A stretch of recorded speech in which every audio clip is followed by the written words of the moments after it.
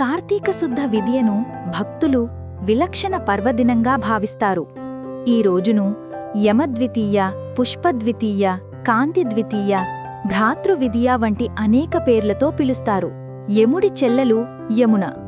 అన్నను ఆమె ఒకరోజు తన ఇంటికి భోజనానికి ఆహ్వానిస్తుంది. రోజుల తరబడి ఆయనకు వీలుపడదు.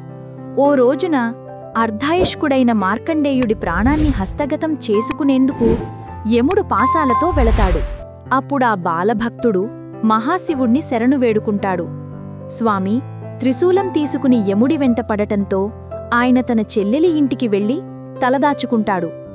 అన్న ఇన్నాళ్లకు వచ్చాడన్న ఆనందంతో సోదరి సకల మర్యాదలు చేస్తుంది. రుచికరమైన పిండి వంటలతో విందు వడ్డిస్తుంది. భోజనం చేస్తున్న వారిని సంహరించరాదని శివుడు తిరిగి వెళ్ళిపోతాడు. భక్త మార్కండేయుడి ప్రాణ సంరక్షణ జరిగినట్లవుతుంది. మరోవైపు అన్నకు తృప్తికరంగా భోజనం పెట్టాలన్న యమున చిరకాల వాంఛ నెరవేరుతుంది. శివుడి ఆగ్రహానికి గురికాకుండా తనకు రక్షణను కల్పించిన చెల్లెలి అతిథి మర్యాదలకు యముడు ముగ్ధుడవుతాడు.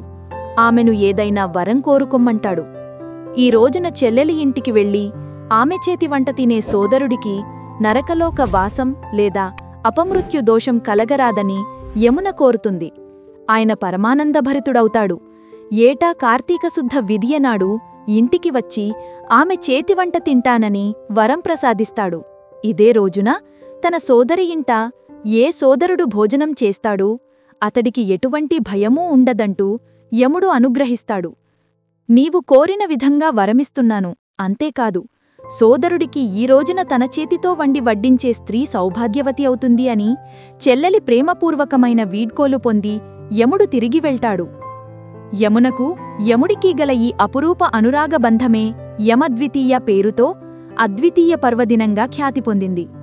సోదరి చేతి వంట కాబట్టి భగినీ హస్తభోజనంగా ప్రాచుర్యంలోకి వచ్చింది.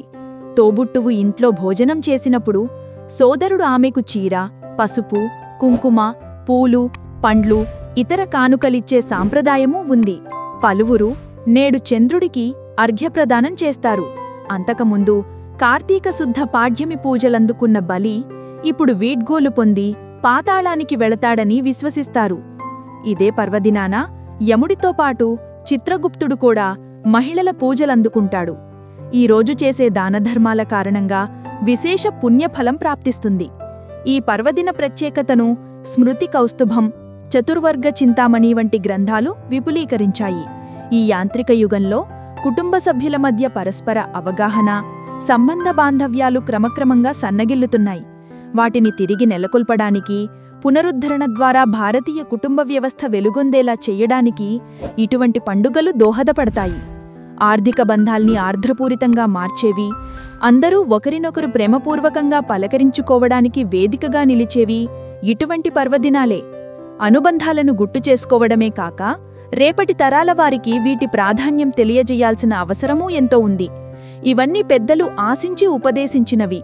వీటిని తుచ్చతప్పక ఆచరణకు తెచ్చినప్పుడే సంస్కృతీ సాంప్రదాయాల పరిరక్షణ సుసాధ్యమవుతుంది.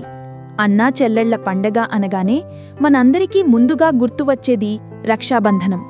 కాని ఇంతటి ప్రాముఖ్యత పొందిన మరో పర్వదినాన్ని కూడా అన్నా చెల్లెళ్ల పండగగా జరుపుకుంటాం. అదే భగినీ హస్తభోజనం. ఈ రోజున అక్కా చెల్లెళ్ళు తమ అన్నదమ్ముల్ని ఇంటికి పిలిచి భోజనం పెట్టి వారు ఎల్లప్పుడూ బాగుండాలని పూజలు చేస్తారు. అందుకే దీనిని భగినీ హస్తభోజనం అంటారు. ఈ పండగను భారతదేశంతో పాటు నేపాల్లో కూడా జరుపుకుంటారు. దీపావళి అయిన రెండవ రోజు దీనిని చేసుకుంటారు. ఈ రోజుల సోదరులను ఇంటికి పిలిచి వారి నుదుట బొట్టు పెట్టి హారతి ఇచ్చి మిఠాయిలు తినిపించి అక్కా చెల్లెళ్ళు వారికి శుభాకాంక్షలు తెలుపుతారు. తమ సోదరులు ఆరోగ్యంగా ఉండాలని దేవుణ్ణి ప్రార్థిస్తారు. హిందూ పురాణాల ప్రకారం దీనిని యమద్వితీయ, భాయ్ దూజ్గా పిలుస్తారు.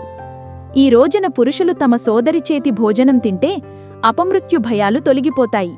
సూర్యభగవానుని కుమారుడు యముడు, ఆయన సోదరి యమి, యమున. ఈ ప్రత్యేక పర్వదినాన యముడు యమున ఇంటికి వెళ్తాడు. ఆ సమయంలో యమున తన సోదరునికి హారతి ఇచ్చి నుదట తిలకందిద్ది సాదరంగా లోనికి ఆహ్వానిస్తుంది. యమునికి ఇష్టమైన ఆహార పదార్థాలన్నింటినీ వండి అన్నకి ఎంతో ప్రేమతో తినిపిస్తుంది. దీనికెంతో సంతోషించిన యముడు ఆమెను వరం కోరుకొమ్మనగా ఏటా ఇదే విధంగా వచ్చి తన ఇంట విందు స్వీకరించమని కోరుతుంది.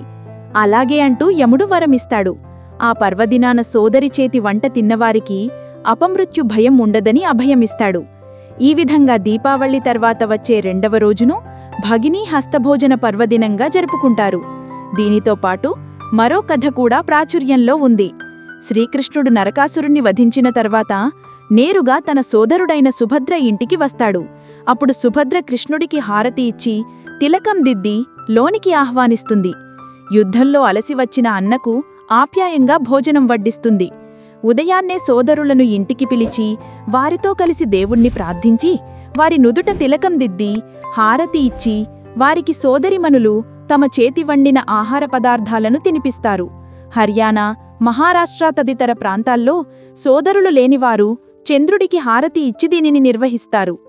Thanks for watching this video. ఈ వీడియో మీకు నచ్చినట్లయితే లైక్ చేసి షేర్ చేయండి. మరెన్నో వీడియోస్ కోసం మా ఛానల్ను సబ్స్క్రైబ్ చేసుకోండి.